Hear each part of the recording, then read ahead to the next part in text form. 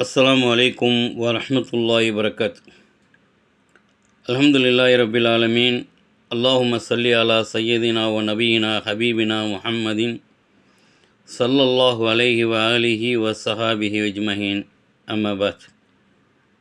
கணியத்திற்குரிய அல்லாஹ்வின் அடியார்களே, பெரியோர்களே, சகோதரர்களே, நம்ம பயணிக்கக்கூடிய வாட்ஸ்அப் போன்ற குழுமங்களிலே தினந்தோறும் ஒரு ஹதீஸ் அல்லது ஒரு அல்லாஹ்வுடைய குர்ஆனிலிருந்து வசனங்களை நான் பதிவு செய்கிறேன்.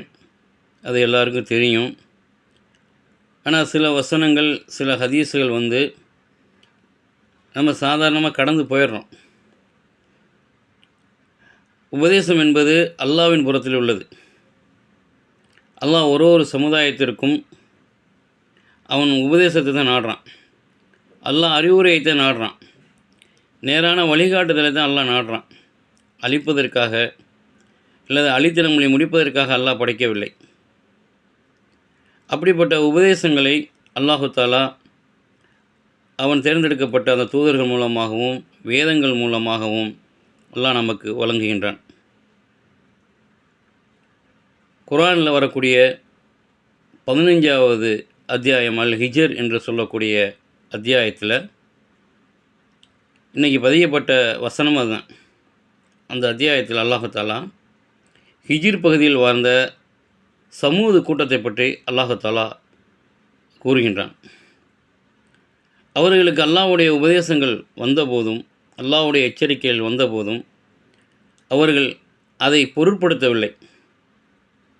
ஏதோ ஒரு சாதாரண மனிதர்கள் கூறுவது போல, யாரோ நமக்கு பிடிக்காதவர்கள் கூறுவது போல எண்ணிக்கொண்டு தங்களுடைய காதுகளை எல்லாம் அடைத்து கொண்ட அந்த வரலாறுலாம் இருக்குது.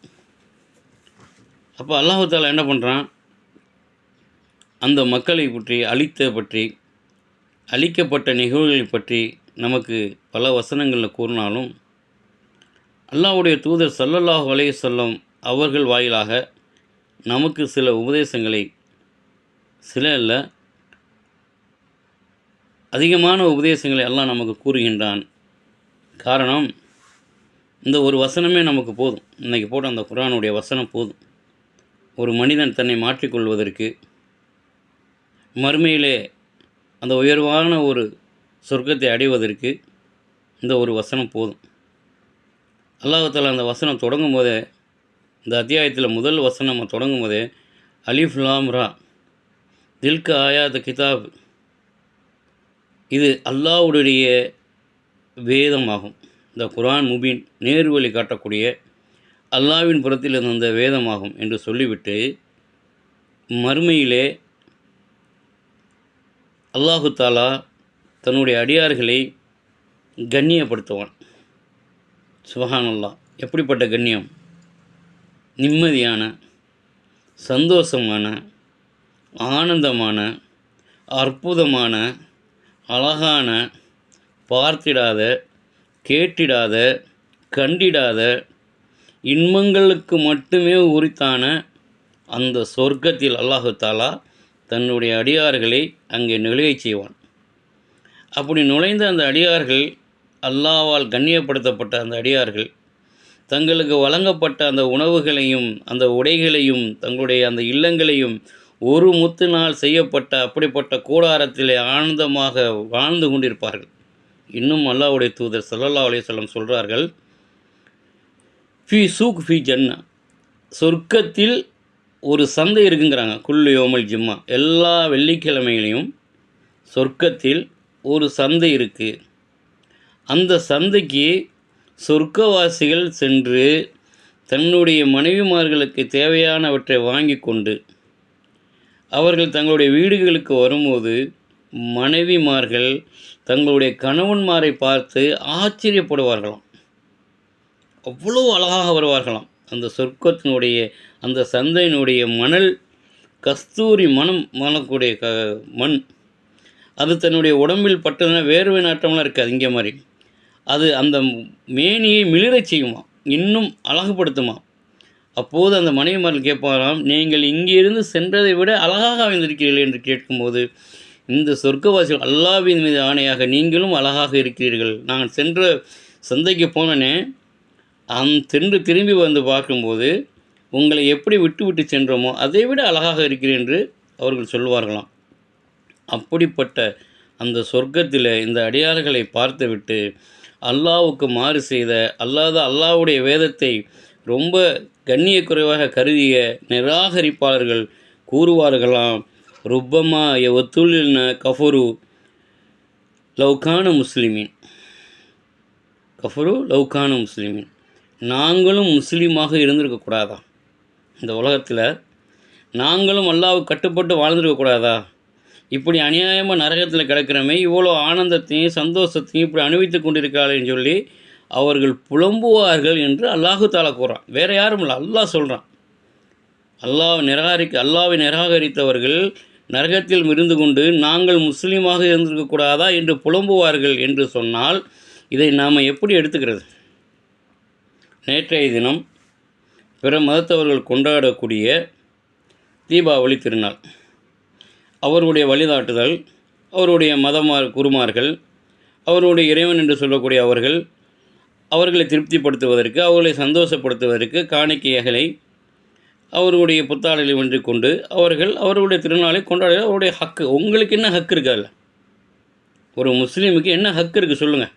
அதில் என்ன இருக்குது?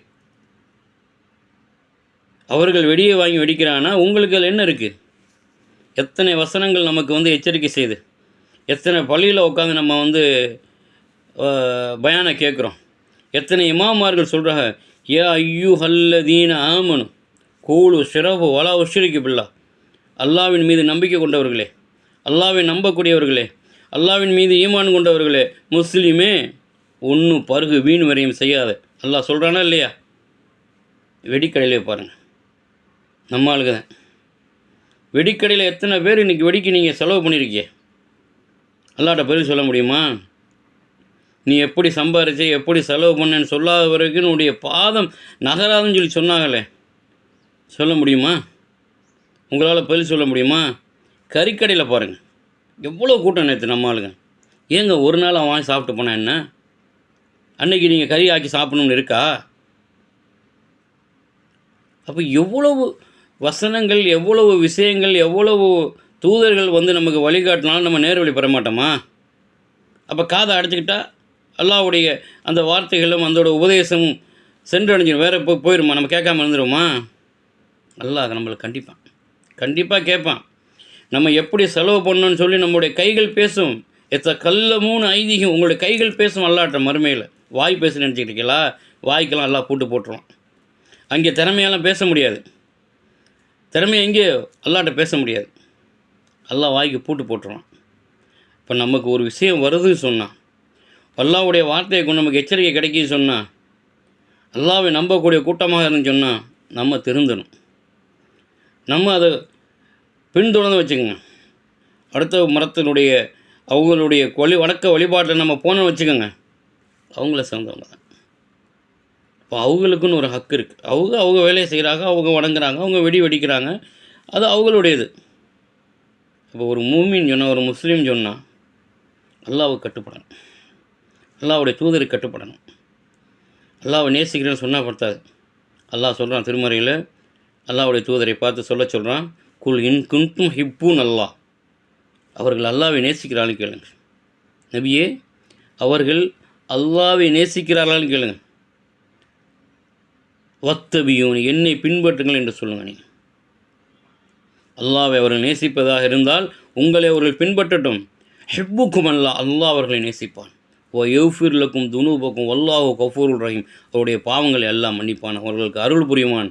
அல்லாஹ் கஃபூருல் ரஹீம், மன்னிப்பதில் மிக கிருபையாளன் என்று அவர்களிடத்தில் சொல்லுங்கிறானே. அப்போ அல்லாஹ்வுடைய தூதருடைய வழிகாட்டுதல் நம்மள்கிட்ட இருக்கா? அது கண்ணியத்திற்குரியவர்களை நம்ம நிறையா பேசலாம். நமக்குன்னு அல்லாஹு தாலா அவன் நம்பிய மூமின்களுக்கு, முஸ்லீம்களுக்கு, அல்லாஹ்வின் மீது ஈமான் கொண்டவர்களுக்கு என்று அல்லாஹ்வுடைய தூதருடைய வழிகாட்டுதல் இருக்குது. அந்த வழிகாட்டுதல் இப்படி நடக்கணும். நம்முடைய பிள்ளைகளை அந்த வழிகாட்டுதல்படி வளர்க்கணும். நமக்கும் நம்முடைய சமுதாயத்துக்கும் நம்மளை சார்ந்தவர்களுக்கும், அது பிற மதத்தவராக இருந்தாலும் அவர்களுக்கும் பயனுள்ள ஒரு வாழ்க்கையாக நம்மளுடைய வாழ்க்கை இருக்க வேண்டும். அந்த வாழ்க்கை தான் மறுமையில் நமக்கு வெற்றியை தரும். அந்த வெற்றி தான் நமக்கு சொர்க்கத்தை தரும். அப்படிப்பட்ட சொர்க்கத்தை பெறக்கூடிய மக்களாக அல்லாஹு தாலா நம்மளையும் அனைவரையும் ஆக்கி அருள் புரிவானாக. வாகிர் தவானா அல்ஹம்துலில்லாஹி ரப்பில் ஆலமீன். அஸ்ஸலாமு அலைக்கும் வரஹ்மத்துல்லாஹி வபரகாத்துஹு.